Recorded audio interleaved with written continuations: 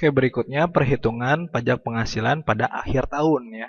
Jadi pada dasarnya itu pajak penghasilan itu hitungannya selama 1 tahun ya, dari Januari sampai Desember.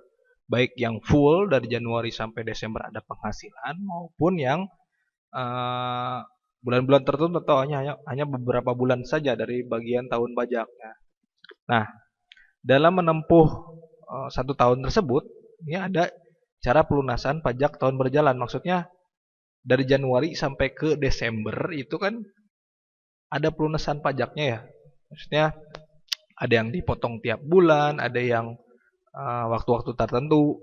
Nanti sampai ketemu di akhir tahun baru dikalkulasikan semua. Nah, dalam tahun berjalan ini ada dua cara pelunasan pajak. Nih, ada yang melalui pihak lain dan ada yang dibayar sendiri oleh si wajib pajaknya gitu.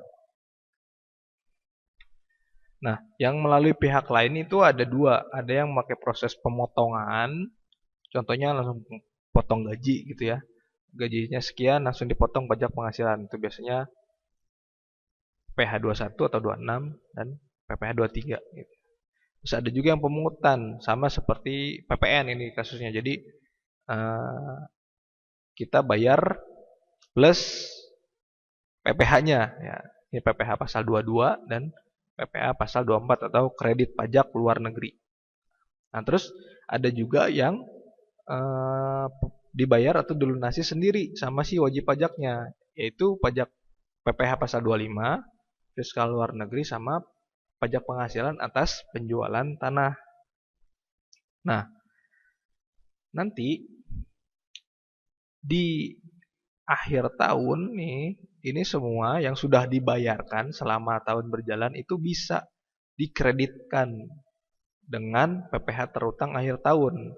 Maksudnya gimana? Jadi di akhir tahun nanti kan dihitung tuh semua penghasilan dari berbagai sumber yang kita terima dari Januari sampai Desember berapa. Terus dikurangi biaya-biaya segala macam, ketemu penghasilan neto. Nanti penghasilan neto kalau misalkan kita orang pribadi nih dikurangin PTKP misalkan. Kalau badan enggak. Nah, ketemulah penghasilan kena pajak.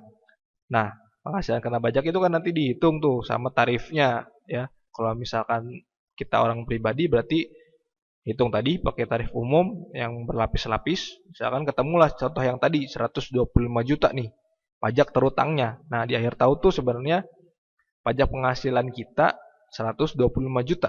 Nah, kan selama bulan berjalan, artinya dari Januari sampai Desember itu kan ada juga yang sudah dipotong atau dipungut terlebih dahulu gitu ya. Maksudnya dari Januari ada yang misalkan ada penghasilan gaji ya, ada yang udah dipotong sama perusahaannya, terus ada juga yang kita nyicil bayar pajak penghasilannya yaitu pajak PPh pasal 25 tuh dibayar sendiri. Nah, nanti si 125 juta nih yang pajak terhutang kita nih yang telah hitung-hitungan tadi dikurangin berapa aja ya sih yang pajak penghasilan yang sudah dibayar itu ya, baik dari melalui pihak lain atau kita bayar sendiri, nanti di total tuh. Misalkan ternyata dari Januari sampai Desember pajak yang sudah kita bayar sendiri ataupun dari melalui pihak lain misalkan 100 juta. Nah, tadi kan pajak terutangnya dicontohkan 125 juta. Maka nanti akan dikreditkan tuh 100 juta yang udah dibayarin selama setahun berjalan ini. Sehingga sisanya 25 juta. Maka itulah yang harus dilunasi di akhir tahun gitu. Ya, jadi pajak penghasilan ini bisa dibilang ya cukup luas ya.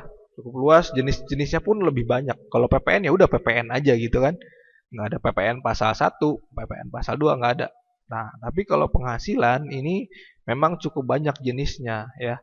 Ini mungkin kalau kita lihat penjelasan yang sekarang nih ada pasal 21 itu apa, pasal 26 itu apa, pasal 23 apa. Nah, itu macam-macam pajak penghasilan. Jadi pajak penghasilan itu ada PPh pasal 21, pasal 22, 23, 24, 25, 26 sampai 29 ya.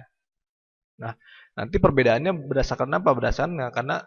Berdasarkan tadi kita balik lagi ke objek penghasilan. Objek penghasilan itu kan luas ya.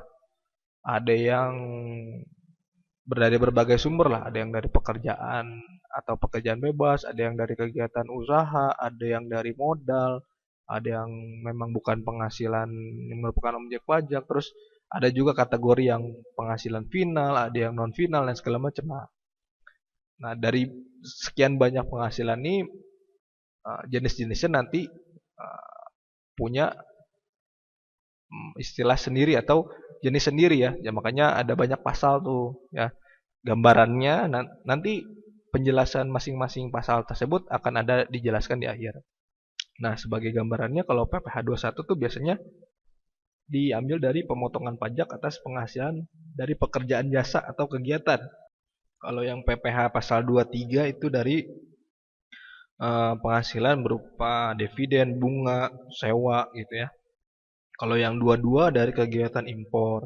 Terus kalau yang 24 itu dari penghasilan yang dari luar negeri. Nah, kalau 25 itu cicilan. Pembayaran pajak PPh yang dicicil nih tiap bulan sama si wajib pajak. Ini kredit pajak. Maksudnya apa? Merupakan pembayaran pajak yang telah dilakukan selama periode Januari sampai Desember.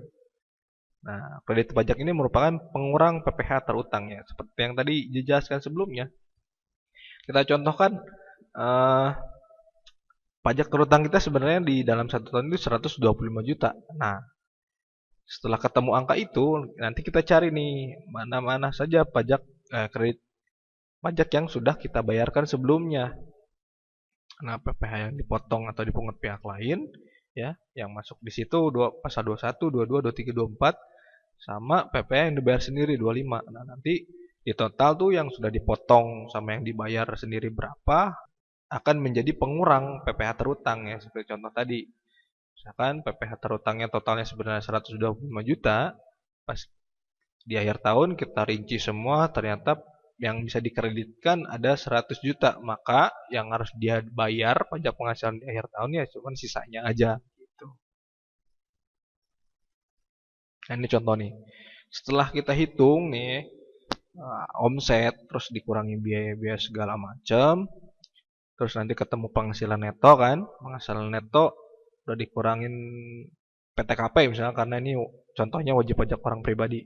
Ketemulah angka penghasilan kena pajak sekian. Nah, terus sudah dikalikan tarif umum ya, 5%, 15% sampai segala macam, sampailah ketemu angka PPh terutang. Angkanya 80 juta nih di akhir tahun. Nah, kita rinci kemudian kredit pajaknya. Dari Januari sampai Desember ada kredit pajak apa aja. Nah, ternyata setelah ditelusuri ada pemotongan pajak dari pekerjaan nih, itu PPh 21 nih udah dipotong sama yang ngasih kerja. Di total dari Januari sampai Desember sudah dipotong 5 juta. Terus pemotongan pajak pihak lain misalkan dia melakukan impor juga. Nah, di impor tuh ada PPh juga, PPh 22. Nah, di situ totalnya ada 10 juta. Terus dari modal misalkan udah dipotong juga tuh PPh 23, totalnya 5 juta. Terus penghasilan dari luar negeri juga dipotong di PPh 24, 15 juta. Sama dari Januari sampai Desember sudah dicicil juga tiap bulan nih. PPh 25, totalnya 10 juta. Nah, total PPh yang sudah dibayar dan dipungut oleh pihak lain, setelah kita total ketemulah angka 45 juta nih.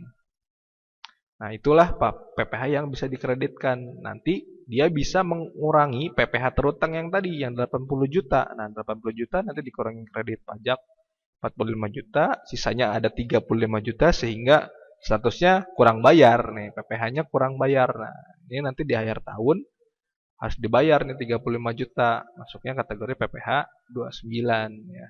Pelunasan PPh tahunan. Nah, itu ya. Nah, sekarang langkah menghitung PPh pada akhir tahun. Nah, ini apa aja sih yang harus kita lakukan untuk mencari PPh terutang di akhir tahun tadi?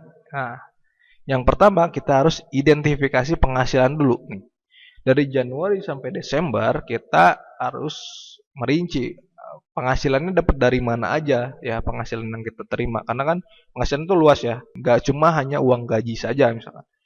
Ada dapat barang dari mana, Nah, itu juga termasuk penghasilan. Makanya kita harus identifikasi nih. Identifikasinya berdasarkan apa?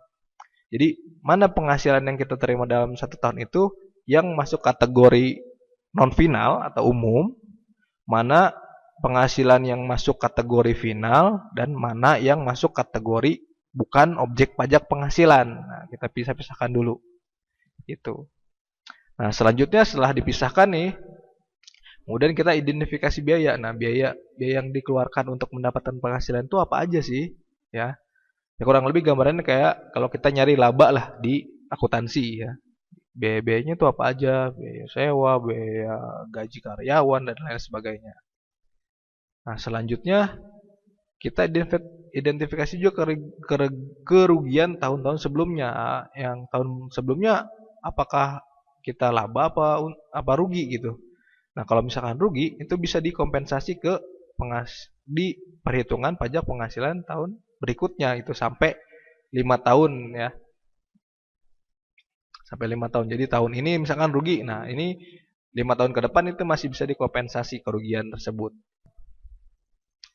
Dan yang keempat, identifikasi PPh yang sudah dipotong dan dipungut pihak lain. Jadi mana aja yang udah disetor gitu. Yang terakhir, identifikasi PPh yang dibayar sendiri. Nanti barulah ketemu PPh terutangnya. Apakah di akhir tahun itu kurang bayar ya, jadi kita harus melunasi lagi sisanya atau lebih bayar gitu.